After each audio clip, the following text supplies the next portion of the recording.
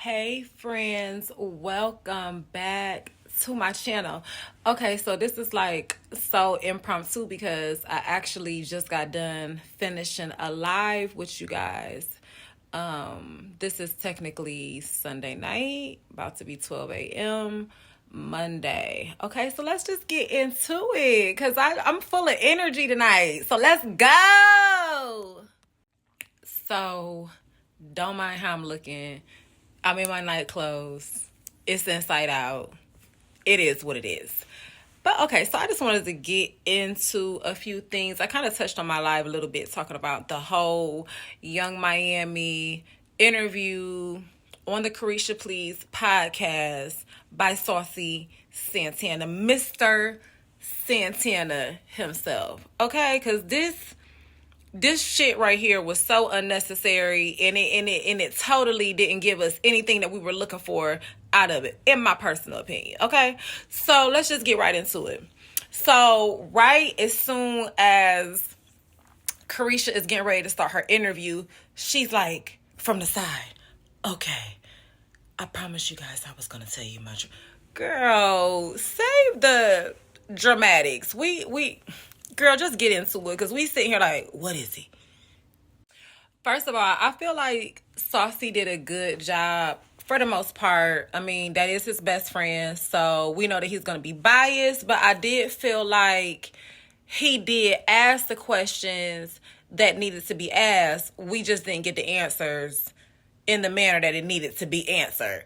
Like, he asked her, about her and Diddy in a relationship, and was they still together? She more or less was like, no, and they didn't expect to fall in love with each other, but they did fall in love with each other. And he asked, like, basically, like, why didn't you have anything to say about certain allegations that was going on in the media? And she was just like, more or less like, it wasn't involving me, so I can't speak to something that I wasn't there and I don't know nothing about. Huh? I felt like that particular answer, like, why didn't you have a comment about something, and you say, oh, well, I can't speak on nothing that I don't know nothing about, was like a cop-out. Because she was very transparent in that interview and in the past, expressing how she too has been with somebody and experienced DV in her relationships. So it's crazy how somebody who has that type of a background would not be more empathetic and even try to take accountability for being with a man who is guilty of allegedly essaying, allegedly being a pedo, allegedly graping, allegedly grooming. And we don't have to say allegedly when it comes to DV, because we saw the evidence of that with him putting all his hands, feet, elbows, and knees upside Cassie's head, thanks to CNN. So we're just gonna call a thing a thing. That's some bullshit. You could have did better about just acknowledging what the hell is going on. But, she didn't really, as far as the Diddy thing, that's pretty much as far as she went. You know what I'm saying? Like, she didn't get into the freak-offs. She didn't get into any of the allegations. I know that it's a pending case, but still, there are things surrounding the case that has not been involved in a lawsuit that she could have contributed any kind of, this is what I think, this is how I feel, this is not right, I don't agree with. Those are the type of, expressions that, especially as a woman, you was looking for another woman to at least have and take culpability. She did none of that. And did I expect any of that from her? Absolutely not. I just watched out of pure boredom, bored. So no, she didn't give it up like she was supposed to. But then she did tell you in the beginning, I'm going to tell my truth. She didn't say that she was going to tell the truth. See, you have to, it's an operative word in that sentence. We had to pay attention. She told you what she was going to do. So as Saucy was asking about her relationship with JT, because, if you've been paying attention, it's been a strain and a dynamic in a relationship way before JT started the the solo career that she has now. And so it's like, Saucy, like, what's going on with that? And we seen, JT getting into it online, and basically you was like, you was asleep. So why you didn't stick up for her in that situation like you would have in any other situation? And she basically gave a crab ass answer to that too, which really, to me, reading in between the lines, it gave. This is what she said. I'm gonna tell you what she said first. She said, I was asleep. And when I got up, I seen that it was like a little spat going on, and I didn't really know what was going on. But when I came to terms with what was going on, it was about JT being on the feature with Nicki Minaj. So basically, Caresha was like, yeah, so when I realized what was going on, and I didn't even know nothing about the feature, she was like, I was left off bad and bougie. So she didn't tell me nothing about doing a project with Nicki. The queen didn't call me, to be a part of it. So it gave like a little bit of animosity there and a little bit of jealousy there, because I'm sure all them jet setting trips that you took with Diddy, all the freak offs that you was doing behind closed doors, allegedly, all of the things that you had going on with Diddy, you wasn't checking in with JT. So why the hell, when she felt like she had to propel her career because you gave zero fucks about being a part of the City Girls because you linked up and leveled up with a billionaire, right? That it was F the City Girls. It was F the music. You wanted to be the next Oprah. You was sitting on the couch. So that's what it really gave. You was jealous that she was leveling up and making moves. Ma'am, come back here. You didn't answer the question. We didn't ask you what was the sequence of events that happened that landed JT on the album with Nicki. He asked you, where was you at when she was beefing and why you didn't have her back like you always did? And she said, oh, well, remember that time when I told Asian Brett I was going to beat her up over JT and it had nothing to do with. That don't have nothing to, ma'am, come back.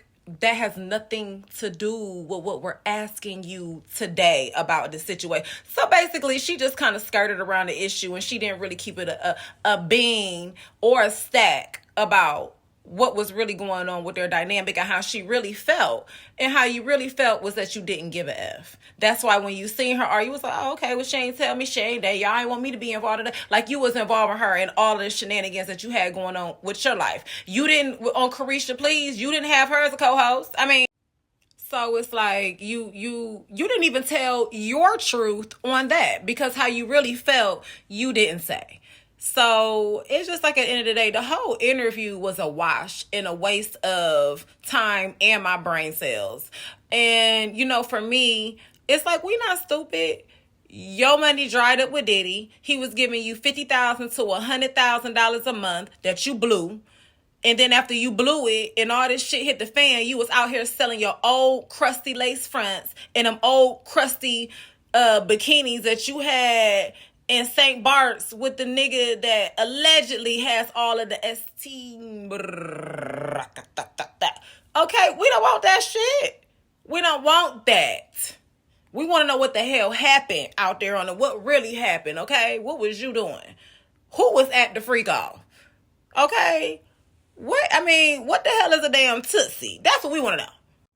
The hoe must have felt like she was at the roller rink, because when I tell you she was skating around all the issues, she skated around everything that she possibly could. I don't even know, again, well, I do know what the point is. The point is that she wants her platform back on the podcast, because that's the only way that you're going to make money. Because JT said, okay, well, actually, you said deuces to her, so she like, okay. And it's funny how, like, when a person has a problem with you and you be like, okay, no problem, and then it becomes a problem. Huh? You didn't want to F with the City Girls. You said you was better than that. You elevated yourself. You got a billionaire. So she took off. The real talent in the group took her talent and did something with it. And along with that, she is polishing herself up. She is educating herself, because she was ignorant as hell, talking about, I'm American, but we love JT. So JT had to pick herself up by her bootstraps, figure it out on her own, and that's exactly what she did, and she's been doing relatively well with her solo career. I actually like everything that she put out. I really like the music that she put out, and I like her as an individual. She's very laid back, cool, and I like the confidence that she's building.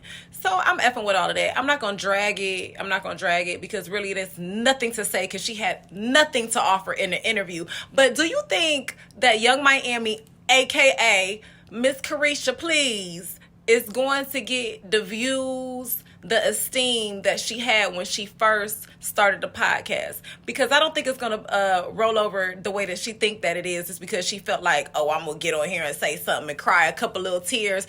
You needed to be in that acting bag when you was on that BMF show, how you stunk up the place with your 2 lines. But anyway, tell me what y'all think in the comments. Make sure that you are liking this video.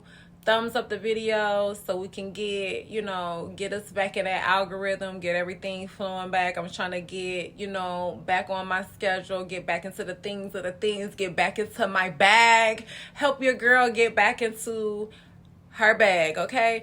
And if you haven't subscribed, make sure you subscribe. Oh, and go follow me on TikTok as well. Same handle. And for all of my day ones, I love you, and I hope that everybody has a blessed and prosperous week, okay? And I'm wishing you all well, love, and light. And I'll see you later. Peace.